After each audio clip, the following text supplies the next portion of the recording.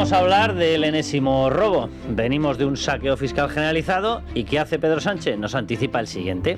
¿Y este con qué objetivo? Pues con el de seguir pagando sus apoyos. Sus apoyos más los apoyos golpistas, que por lo visto le saca un gusto apoyar golpistas. Luis Fernando Quintero, ¿cómo estás? ¿Qué tal, Carlos? Bueno, ¿cómo has vivido? Ya lo hemos hablado en otra parte de la tertulia, pero ¿cómo has vivido tú esto de que una persona condenada por golpismo, que sigue inhabilitado, se le reciba con palmas en la Moncloa? Sí.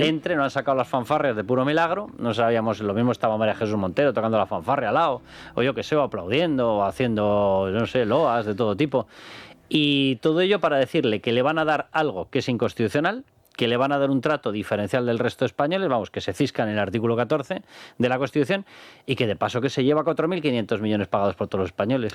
Bueno, todo ello después de todo lo que hemos visto hasta ahora, que se nos olvida la condonación de la deuda a cuenta del bolsillo del resto de los españoles y ese largo etcétera que ha conducido al gobierno del señor Sánchez a subvencionar a Cataluña por encima de lo que hace con Andalucía, Madrid o Valencia juntos, ¿no? Ese trato diferencial a Cataluña con un señor, el señor Junqueras, que se presenta en la Moncloa, que con las mismas mentiras de siempre, bueno, pues le ha sacado en esta ocasión 4.700 millones más al gobierno, al menos en esas promesas.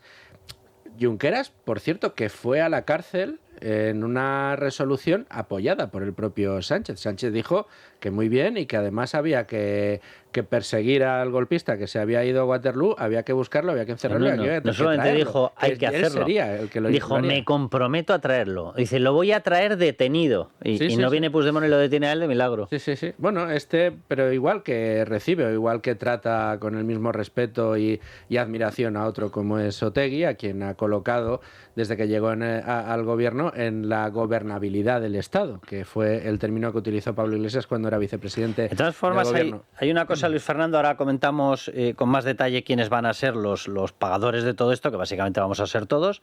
Es el enésimo saqueo fiscal y encima, repito, tendente a financiar a una serie de partidos, en este caso es Esquerra, pero bueno, está detrás Junts, que le siguen diciendo que a la mínima que puedan, que evidentemente ellos convocan un referéndum separatista, lo que haga falta. Pero hay una cuestión teórica que a mí sí que me gustaría abordar porque ha pasado más por debajo, ha volado más por debajo de radar, puede pasar o parecer más técnica y decir, bueno, esto será un detallín, de detallín nada, y me refiero a una cosa que le han llamado principio de ordinalidad.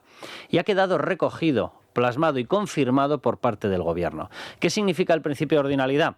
Significa que si yo soy el segundo o el tercero en aportar fondos, tengo que ser el segundo o el tercero en llevarme fondos. Vamos, literalmente es la voladura del sistema de solidaridad. Si el que aporta es el que se lleva, a mí que me expliquen dónde está el sistema de solidaridad. Yo puedo estar de acuerdo en una modulación, es decir, y lo digo abiertamente, a mí esta historia de que comunidades autónomas que hace 25 o 30 años decían y argumentaban, decían, es que yo soy pobre, me tenéis que dar recursos. Vale, 25 o 30 años después sigan diciendo, es que sigo siendo pobre, me tenéis que seguir dando recursos. Yo lo digo abiertamente, yo no comparto esa tesis. O sea, si se te dan ayudas, será para que salgas de la situación, no para que la perpetúes. Bien, pero dicho eso, la enorme diferencia es que aquí Cataluña no lo está pidiendo en aplicación de ningún principio. No. Lo está pidiendo en aplicación de la compra del señor de Pedro Sánchez. Y de hecho ellos son los primeros que han recibido un trato privilegiado, porque les hemos condonado la deuda a la que tú aludías y son los máximos beneficiarios de que el garante de la deuda sea el Estado. Por eso tienen 85.000 millones de deuda, una auténtica barbaridad. Bueno, la región más endeudada con mucha diferencia, aparte de ser la región que más impuestos... Prácticamente el triple que Madrid. Sí. Tócate las narices a ver cómo lo justifican. Sí, ahora, el principio de ordinalidad estaría muy bien decirle, hombre, pues si entonces si la Comunidad de Madrid es la primera en aportación a la caja común, tendrá que ser la primera en llevarse. Entonces ahí ya Cataluña diría, no, esto que solo aplique a Cataluña como casi todo lo que piden. Es dantesco, porque al final hay que explicarlo, y lo has dicho tú muy bien, que el principio de solidaridad, por el que aplica el sistema de financiación... por el que supuestamente sale elegido el Partido Socialista, ¿no? Eso es lo que le vende a sus votantes. Claro, porque si no, hagamos responsabilidad fiscal, Totalmente. Pero todas por igual. incluida Madrid. Madrid es capaz de gestionar sus propios, si fuera capaz de gestionar los impuestos que cobra, pues tendría que rendir cuentas por los impuestos que cobra a sus ciudadanos. La Comunidad de Madrid hoy es la que más recauda, siendo aquella que menos impuestos cobra a sus ciudadanos en los tramos autonómicos, y eso que todavía le queda margen, pero ha eliminado todos los impuestos autonómicos y además en los tramos autonómicos del IRPF es la que tiene los impuestos más bajos. ¿En comparación con quién? Con Cataluña, que es la que tiene mayor número de impuestos propios, la que tiene los impuestos propios más altos de todas las comunidades autónomas y además en los tramos del IRPF es la que más le cobra en impuestos a sus ciudadanos. Pero no solo eso, en los tramos de sociedades que corresponden a la comunidad autónoma también es la que más cobra. Es decir, es la número 1 en presión fiscal. ¿Y cuál es la cuenta que rinde a sus ciudadanos? Yo soy la que más os cobra. Y al mismo tiempo dirá, pero también soy la que más le saca al resto de ciudadanos. Es decir, yo no es que sea la primera en aportar, sino que no soy capaz, con todo lo que os cobran impuestos, de ser la primera en aportar. Estoy haciendo que las empresas salgan del país en lugar de llegar y no estoy siendo capaz de aportar a la caja común lo que aportan otras comunidades autónomas. Con lo cual, ¿qué estoy haciendo? Sobreendeudando a la comunidad. Es un círculo vicioso de tal calibre que a lo único que aspira es a poder seguir pidiendo dinero. Y lo peor de todo es que toda esa recaudación que toma del sistema productivo no lo emplea precisamente para generar mayor actividad, lo emplea para pues cálculo político, abrir embajadas, pues toda la política lingüística, toda la política subvencionar medios separatistas, absolutamente todo. ¿Cuál es entonces la dicotomía, el problema que tenemos? Que de lo único que pueden vivir los líderes catalanes es de seguir chantajeando a un gobierno que necesita de su apoyo en el Parlamento para poder seguir. Con lo cual,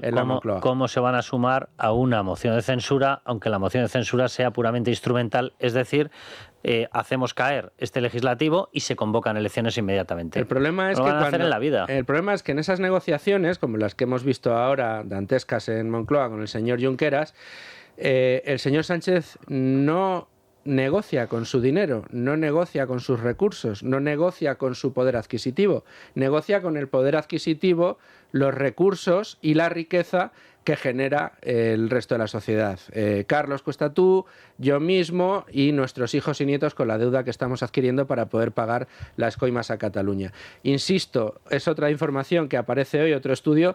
Moncloa está subvencionando más a Cataluña que a Madrid, Andalucía y Valencia juntas. El dinero que se dedica a Cataluña en subvenciones supera el dinero que se dedica en subvenciones a la Comunidad de Madrid, a Andalucía y a Valencia juntos. Estamos hablando de un trato absolutamente desigual, que no entra en ningún tipo de Estado de Derecho, que se salta cualquier norma de solidaridad y que, a fin de cuentas, lo único que está haciendo es engordando a un monstruo, a un leviatán que para nada está utilizando los recursos que salen del bolsillo de todos los españoles, ni para mejorar la vida de los catalanes, ni para generar mayor riqueza, ni para generar mayor actividad, ni para generar absolutamente nada. Aquí hay dos formas de gestionar. Una es por objetivos nacionales, otra es por objetivos autonómicos.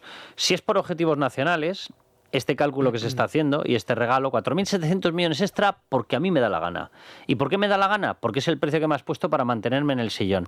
Esto evidentemente no respalda ni respeta absolutamente nada. Por objetivos nacionales la cosa es muy simple. ¿Dónde necesitamos potenciar para toda España el turismo? ¿En el corredor mediterráneo? Pues en el corredor mediterráneo. ¿Lo necesitamos en la cornisa cantábrica? Pues en la cornisa cantábrica por objetivos nacionales. Si vamos al otro modelo, que a mí, yo ya lo digo abiertamente, a mí no es el que me gusta, es decir, si somos un país, esto se llama España y se acabó ya con tanta historia. Ahora, si vas al modelo autonómico, entonces tienes que ir a lo que tú citabas, Luis Fernando, antes, que es un modelo de responsabilidad de cada comunidad autónoma. Tanto generas, tanto te quedas. O sea, así de simple. Pero tanto generas, tanto te quedas. Si se lo aplicamos a Cataluña, su sistema de pensiones deficitario. Muy bien, pues págate tú las pensiones, salado. Págatelo tú. Venga. Sal hacia adelante. Sistema sanitario con las peores listas de espera, una de las peores listas de espera de España. Y situación económica con tu deuda. Y tú, que eres la comunidad más mega hiperendeudada de todas, te aguantas y te la pagas tú. Es más, sales tú a los mercados y les dices que tú, porque es que eres muy catalán, eres muy barretino, oye, es que bailas la sardana que no veas, y que es que eres un ente maravilloso que crees en tu independencia. Sal a los mercados europeos y diles eso. O al resto de mercados internacionales. A ver cuánto dinero te dan. Ya lo hicieron con los bonos patrióticos y fíjate cómo les salió el tiro. Que estuvieron pidiendo, acuérdate, sacando los famosos bonos catalanes. Pero estás en lo cierto. Si es que además en los servicios públicos en Cataluña son absolutamente deficitarios. no solo deficitarios, sino que funcionan, ¿no? O sea, financieramente no es que no tengan sentido, porque bueno, eso mientras el servicio que presten sea más o menos homologable o pueda estar dentro de los primeros puestos en los rankings nacionales, pues podría tener un pase, pero ni siquiera está. Claro, si tú le das prioridad para coger, aupar o darle jefatura a un médico por el hecho de que hable catalán, en vez de por el hecho de que sea un cardiólogo excepcional, pues te sale lo que te sale, un churro de muchísimo cuidado. Y eso es lo que ellos están pagando con nuestro dinero. Pero no solo eso, vete al sistema educativo. Los colegios catalanes en los informes PISA no ocupan precisamente los primeros puestos. El sistema sanitario, ya lo hemos dicho, el sistema de pensiones deficitario, como cuentas. Los servicios públicos generales en Cataluña son terribles, los del día a día. Vete a Barcelona, que contar de Barcelona, ¿no? En lo que se está convirtiendo esta ciudad, con lo cual no es de extrañar que cada vez haya más empresas que salgan netamente de Cataluña hacia otros países, en algunos casos, y hacia otras comunidades autónomas. País es el segundo, porque Cataluña ni país ni...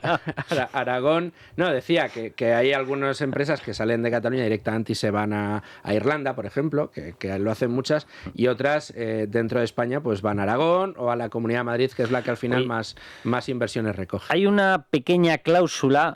Todo esto, todo lo que les estamos contando realmente es verborrea. El problema es que la verborrea va sobre otra verborrea, sobre un documento escrito inicial, entonces tiene toda la pinta de que el saqueo nos lo quieren dar. Yo no sé si van a llegar a dárnoslo, pero desde luego nos lo quieren dar las dos partes.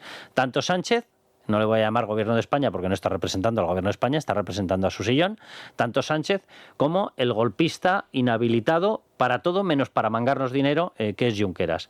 Pero han metido una frase, han deslizado una frase que suena a una especie de cláusula que ahora la explico, porque a mí me ha recordado el chiste del dentista.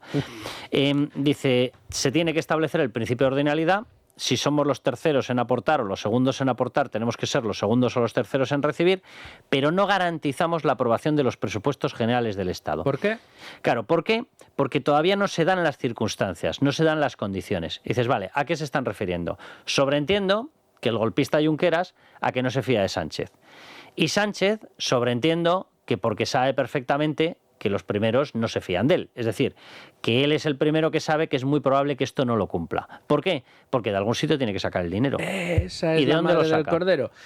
Bueno, el sistema de recaudación. Ustedes van a prometernos darnos más dinero, ¿de dónde lo vamos a sacar?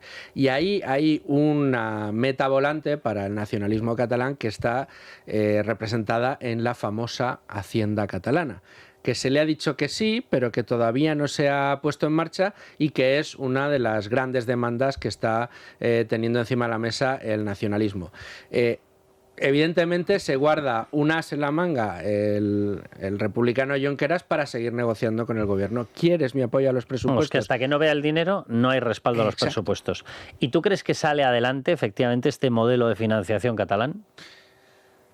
Pues lamentablemente, Carlos, no tengo una bola de cristal. No sé qué va a pasar, pero hasta la fecha el esquema que se ha repetido una y otra vez y que hemos visto en estas reuniones, pues lo veremos dependiendo de lo que Sánchez necesite para continuar en la Moncloa. Si hace falta ceder la hacienda pública a Cataluña y dejarles que abran su propio sistema de recaudación de recursos, pues lo terminará cediendo. Vamos a ver, el dinero no sale como los champiñones. Esto, los primeros que lo han experimentado han sido Sánchez y Begoña Gómez, por eso le han regalado una cátedra, por eso la han metido en los negocios de la Organización Mundial de Turismo, por eso estaba en conversaciones para el rescate de Europa. No, porque sale de focos de negocio.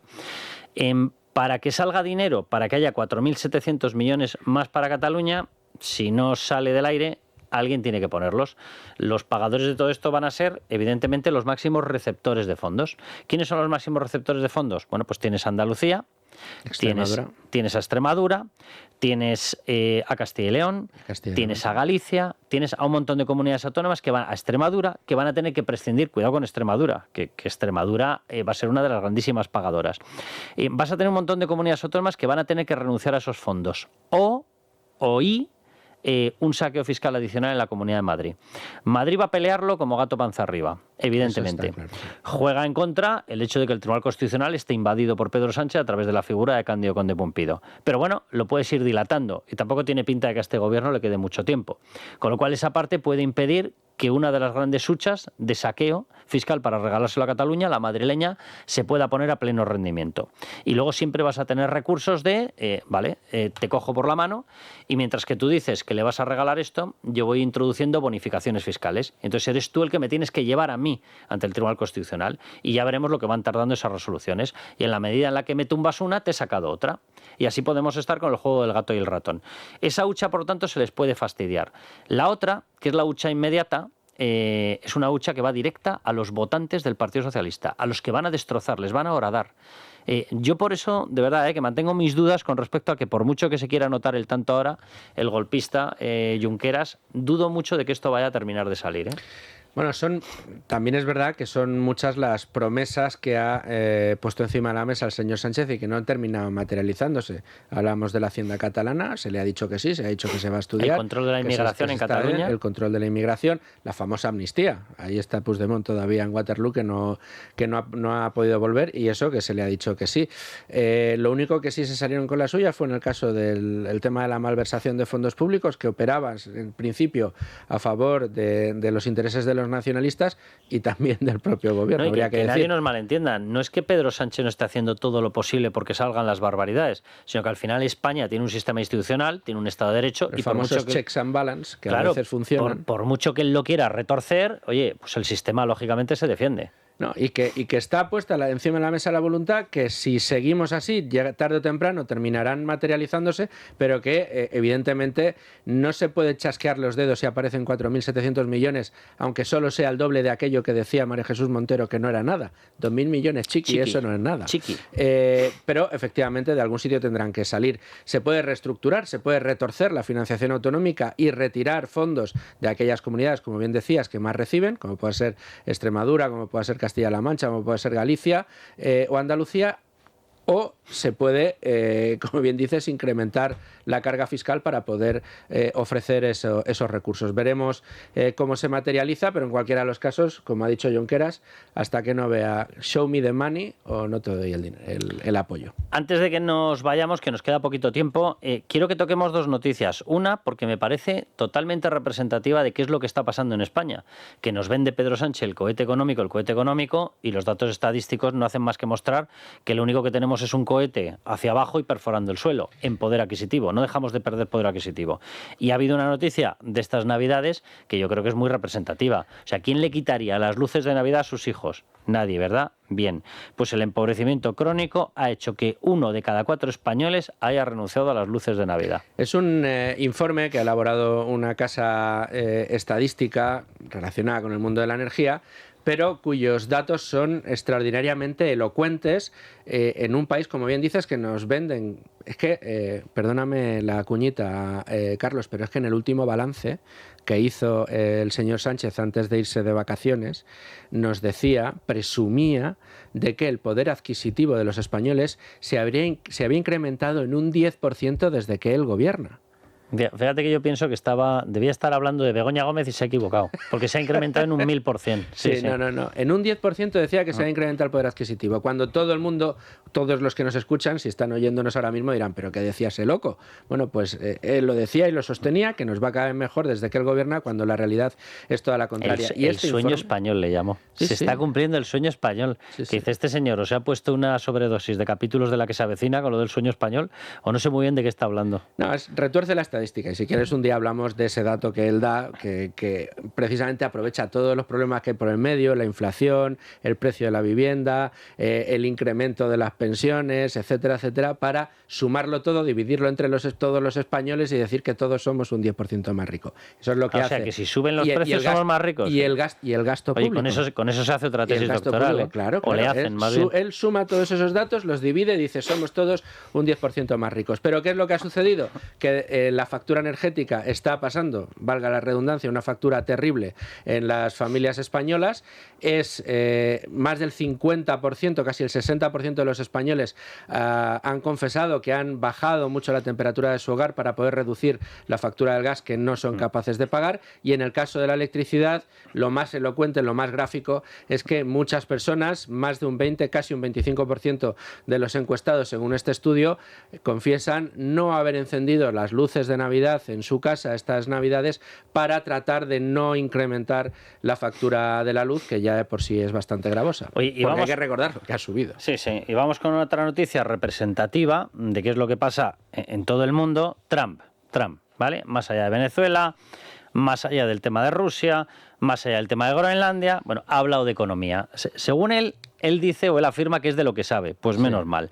Bien, acaba de pegarle un plagio de arriba abajo a todas las tesis de la izquierda y ha decidido, o ha anunciado, mejor dicho, ya veremos si lo lleva, si lo lleva a la práctica, si lo materializa, que va a prohibir a los fondos comprar viviendas unifamiliares, que son malísimos, y que no se les tiene que permitir comprar, resulta que representan un 4% del mercado, y según él son los culpables del auge del precio. Anda, el mismo discurso que Podemos, que salado. El culpable del auge de los precios en los alquileres. Eso es lo que dice el señor Trump. Bueno, pues sí, lo que ha hecho el señor Trump en este anuncio ha sido, pues directamente calcar las propuestas de Podemos. ¿Cuál es la medida más importante para tratar de establecer un control de precios en los alquileres? Prohibirle a los fondos de inversión, a los grandes fondos de inversión que compren vivienda. Cuando hay que decirlo, son uno de los grandes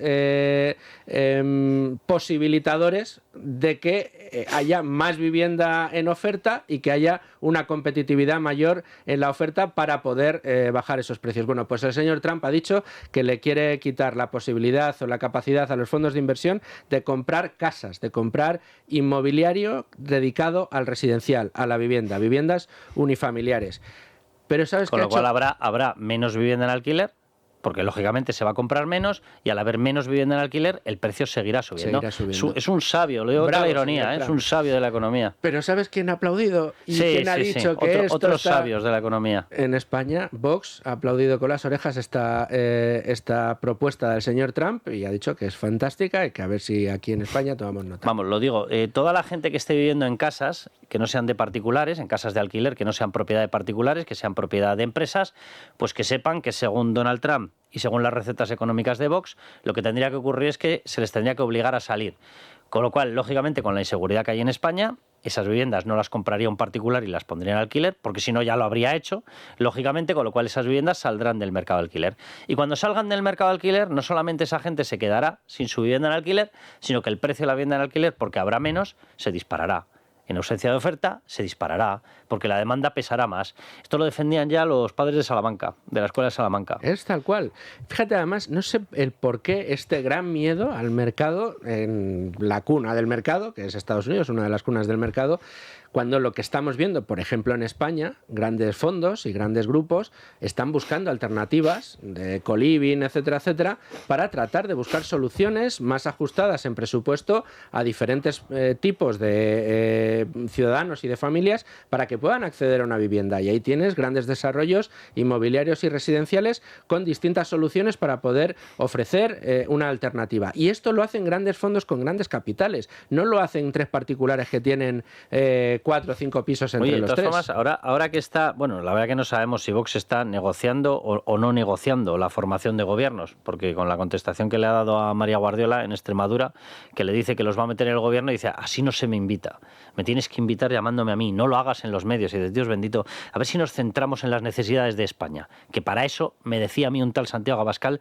que se había creado un partido llamado Vox, a mí. Bien, a mí me lo decía personalmente. Vale, pues a ver si nos centramos en España. Ahora que está Vox pudiendo negociar y va a poder negociar más, presumiblemente, es curioso que no estén poniendo nunca una condición, y es que salga de forma masiva el suelo público. Ah, no, esa no. Oiga, pongan esa condición. O sea, ¿por qué la vivienda cuesta lo que cuesta? Uno, por la carga fiscal brutal. No piden que se baje la fiscalidad. 30% no la pide nadie. Solo con ponerte a construir. O sea, no la pide absolutamente nadie. Ninguno de los partidos está pidiendo que baje la carga fiscal de la vivienda. Ninguno es ninguno. Desde, evidentemente, los de izquierdas hasta Vox o PP. Yo no les he visto un programa cerrado, entero, potente, hablando de la bajada de la carga fiscal de la vivienda. No se lo he visto a nadie. Es llamativo. No he visto a nadie que exija una ley de puesta a disposición inmediata, de puesta en mercado inmediato de todo el suelo disponible para construir, de forma que lances suelo de tal manera que provoques una sobresaturación de la oferta y por tanto una caída de los precios. No se lo he visto a nadie. Ahora, eso sí, vamos a mirar a los fondos a ver si les tocamos las narices. A los encargados precisamente de dinamizar el mercado. Si es que es matar a la gallina de los huevos de oro, es apuntar, poner la mira telescópica en aquel que puede solucionarte el problema. Bueno, pues efectivamente ningún político parece querer ponerle coto a esto, y el problema lo tenemos en Donald Trump, que hay algunos que, como hemos aplaudido la salida de Nicolás Maduro o la detención de Nicolás Maduro en Venezuela, ya nos dicen que es que apoyamos todo lo que dice Trump. Pues es que a mí me da, pues mira, a mí me da lo Trump, mismo si así, en este caso, desde luego, no ha tomado una decisión que podamos aplaudir, ni mucho menos, todo lo contrario. Nosotros no aplaudimos por el nombre del que lo hace, ni por el partido que representa. Aplaudimos por el contenido de lo que se hace. Es decir, ¿estas medidas van a ayudar a bajar el precio de la vivienda? Mentira. No. Mentira. ¿Van a dar inestabilidad e inseguridad a la economía de un país? Sí, cierto. ¿Nos gustan? No nos gustan. Lo haga Trump o lo haga quien sea, lo diga Vox, lo diga el PP o lo diga quien sea, o el tío cuarto político de cualquiera de ellos, que me da olímpicamente lo mismo. Bueno, pues seguiremos en esta tónica, que nos trae muchos amigos. Desde luego que sí. Pero aquí nos lo pasamos bien, eso también es verdad. Bueno, Luis Fernando, un placer. Un gusto.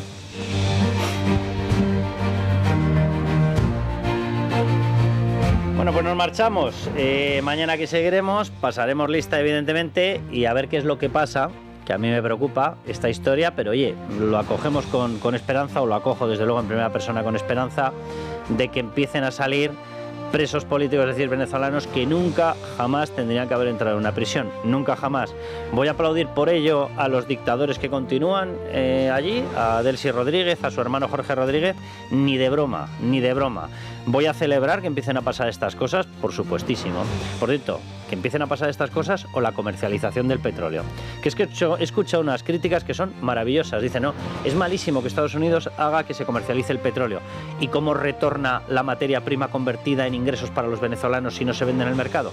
¿Cómo retorna? Lo que había antes no era ninguna forma de vender el petróleo, era regalárselo a dictaduras comunistas. Así evidentemente no retorna nada. Ahora, a través de una economía sana y de mercado como es la norteamericana, esto no tiene nada que ver con Trump, se va a comercializar ese petróleo y por lo tanto se le va a pagar el petróleo a los venezolanos. Pero bueno, de esto hablaremos largo y tendido todos estos días. Mañana les esperamos aquí, ya saben. Viva España y viva la libertad.